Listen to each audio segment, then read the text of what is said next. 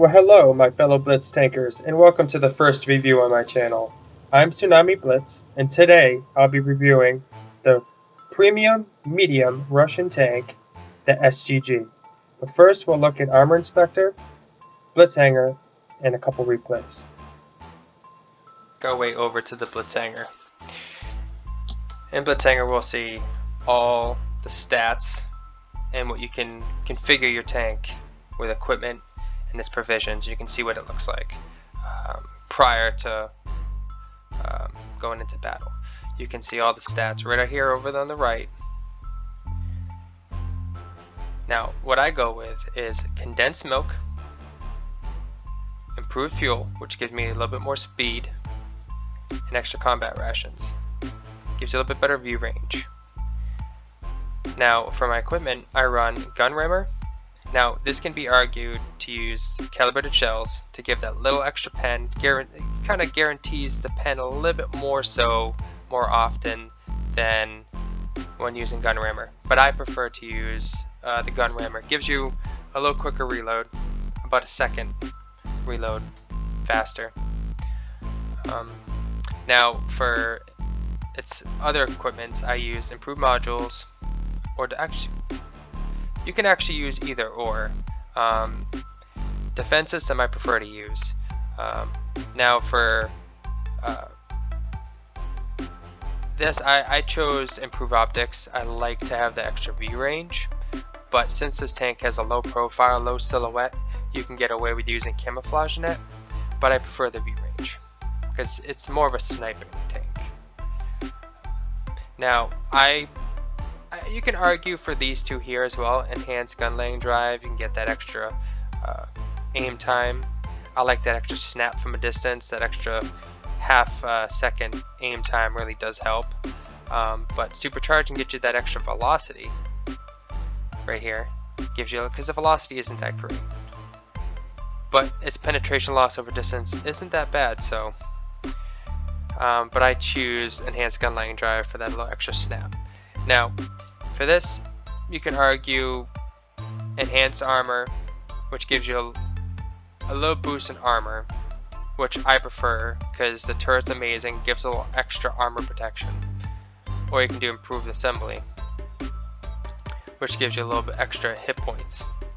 But I choose enhanced armor. The 86 hit points is insignificant to me. Now for these two, improved control gives you a little better hull turn time,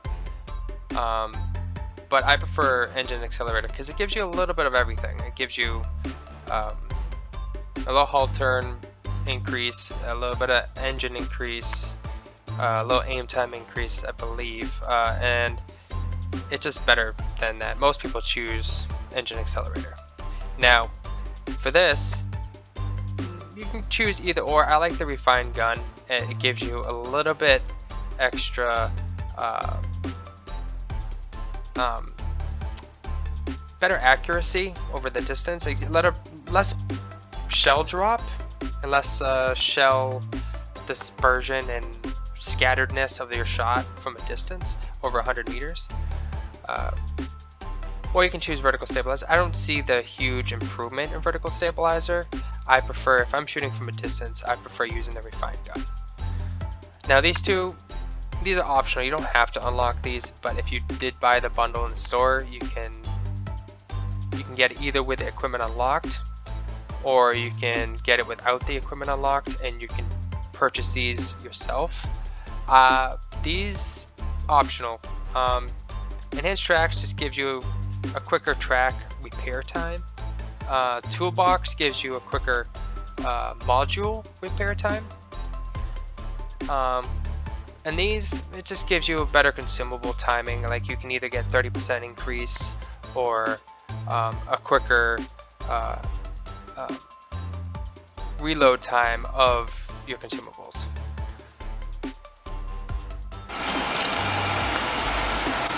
Now we'll make our way over to Armour Inspector, a free app on Google Play, and it's a free website you can visit at World of Tank or WoT inspector.com.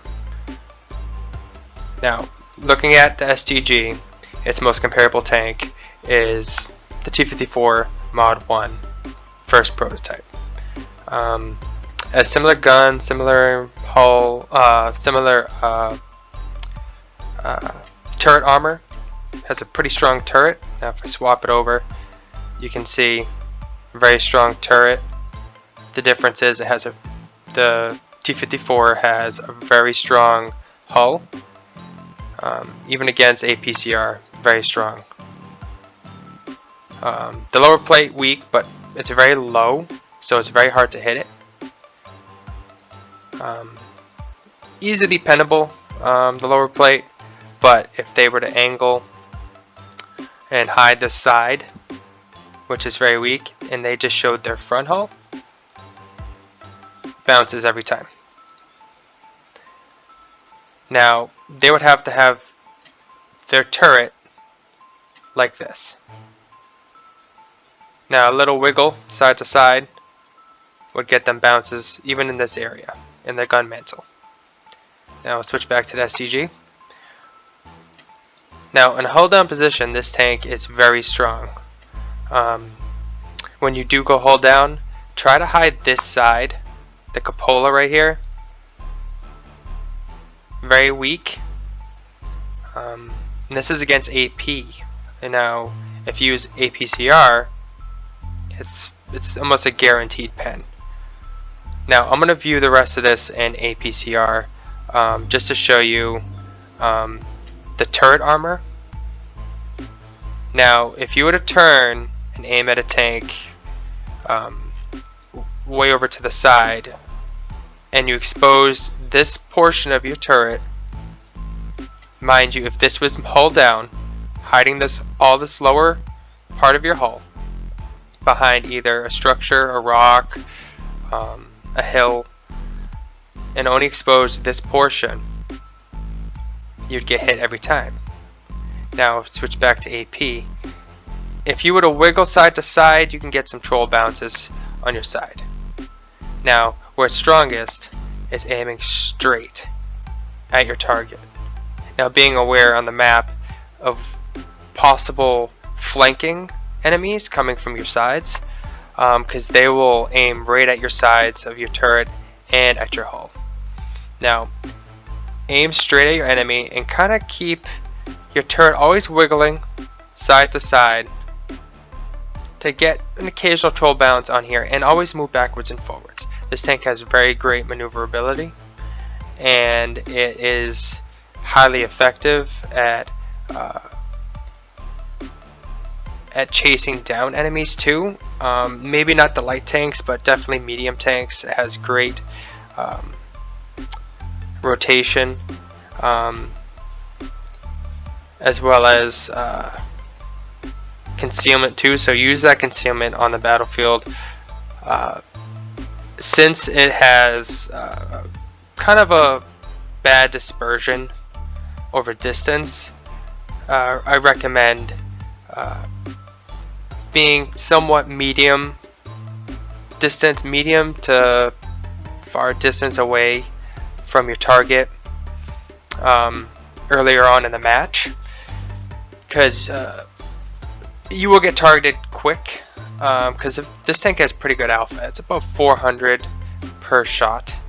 Now it goes down as you use APCR, but HE will give you that higher alpha if you want to use HE. But HE is only effective with tanks that have under, I believe with calibrated shells you get around mid 70s, I believe, in penetration, which is great for light tanks and some medium tanks and some of the sides of turrets and hulls of some heavy tanks. But with tracks, possibility of hitting enemy tracks, it's kind of sketchy to use HE on the sides of heavies, but turrets, definitely. If you see a heavy tank that has weak sides or rear of their turret, and you don't have a good shot on the rear hull of the tank, especially American tanks. Go for that weak spot on the turrets, especially if it's flat. You can get a pretty much a guaranteed pen. Now, looking back at this tank, you can get some bounces off these cheeks right here, and if you do find a nice location up on a hill and you see a faraway target, you can hide this portion of your hull, your upper hull, and use that 5 degrees the best you possibly can. Another way this tank is very great is in a side scraping position. That's when you put the nose of your tank right up to either an object that is about the same height, or that hides the weak points of your tank, and just nosing up to it and only exposing this part of your tank, the sides of your tank. Now, as you can see, it does have some weak points if it can pen through the little itty bitty spot right here. More so right in here. It can pen right into the hull. Now, it's only a small spot, so the chances are unlikely, because this is your hull armor. Now, even if you're face to face with a tank, you want to put your nose of your tank right up to them, right up to the tank, and just really get them to really have a hard time aiming down at you, because you're low silhouette. You can get right under the guns of most of the big heavies. So when they aim down, they're aiming down at this. Now, if you're wiggling side to side and back, kind of going back and forth, this becomes red and green, and it's very hard to pen it. Now, you want to always only expose kind of this side to this side over here to them, because they can sometimes get a good shot off on this. It's not as often. You'll see in the replays. And now for our first replay. Our first replay is on Rockfield. Looks like we are upper tier, which is always a good thing. Let's go. As you can tell, I'm playing more aggressive to the medium side, and since it's an encounter battle, a lot of the times your team will either go together or they kind of go YOLO. In this case, looks like we had a smart team. They play their role, they scout ahead. As you can see, I'm not rushing right in. Kind of scouting, waiting to see what the other mediums on the team do. As I spot, look, that turret in action. I didn't see the U-Panzer, but in my opinion, it was a worthy trade of the points. I'm going to move up here, keeping an eye on the M10 there.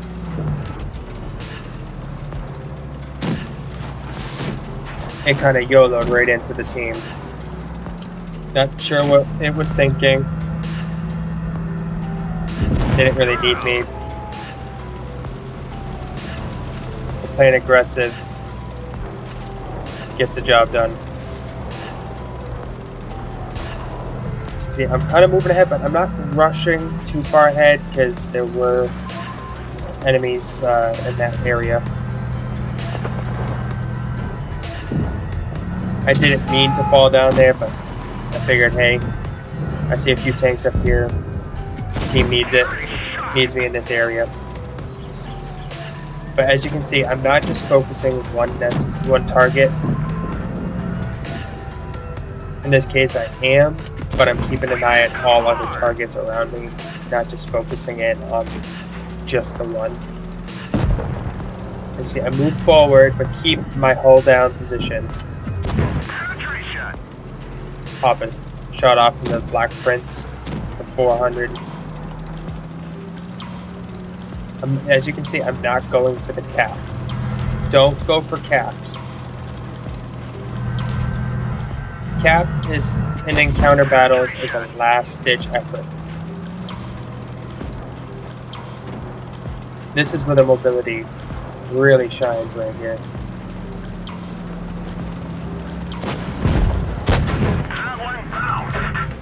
Black Prince's tracks, but as you can see here, I'm nosing my tank right up to the Black Prince.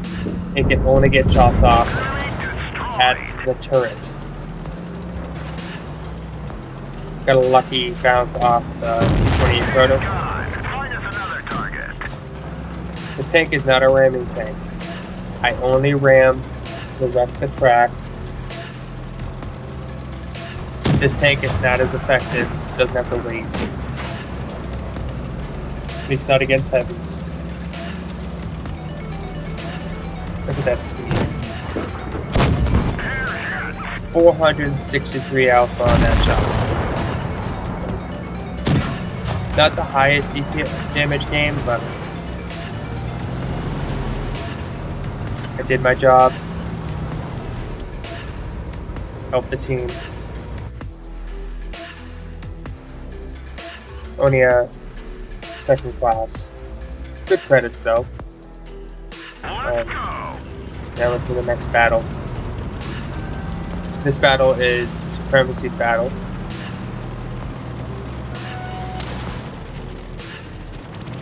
And I was expecting the LTPB to go down and take a, I don't know where he or she is going, but kind of rushed ahead a little too early there.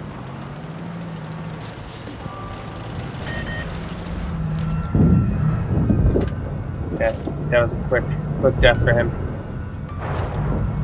Quick trip back to the garage. Now, as you can see, I'm still hauled down here. I'm able to get off a nice shot. The turret is the only thing exposed at this point. I've noticed how I keep moving. The cupola is still a weak point.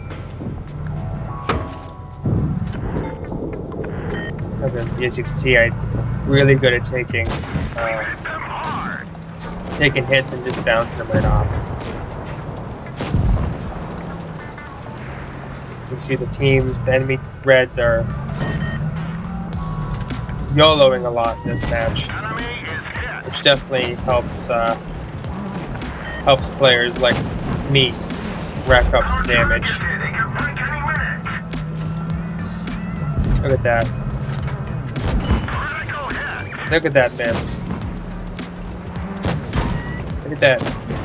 The tracks are the death of me sometimes. With the track and do no damage at all. I'm gonna set him up for the SG-152. Always be a team player. Don't go farming for damage. Just because you have missions that require getting damage or getting kills doesn't mean to go YOLOing for kills. Look how I pinned him right up against the wall.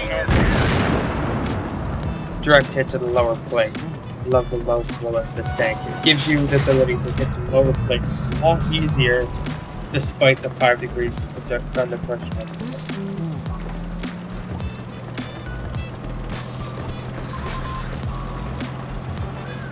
The mobility is great on this tank. As you can see, I'm able to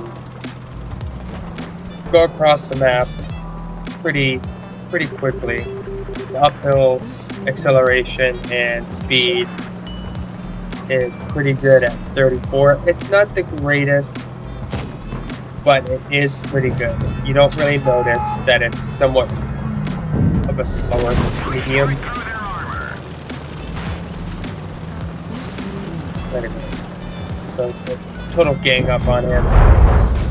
It happens when you're the last player and you have enough of the allies left on the team. This is what happens. Look at this. When you load APCR, just right through the front plate. Now, here, for some reason, I thought HE would finish him off.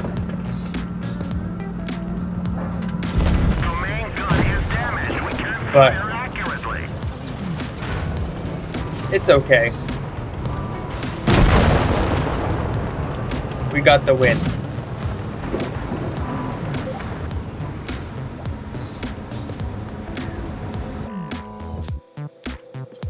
Another second class, 4,000 damage, 1,100 experience, 12 shots fired, all shots penetrated. As you can see, I got damage off on at least 6 of the 7, and a total of 4,000 damage. Credits were very good credits. As you can see, I got a total of 106. I did have a booster on for 10,000. That is it for this video. Thanks for watching.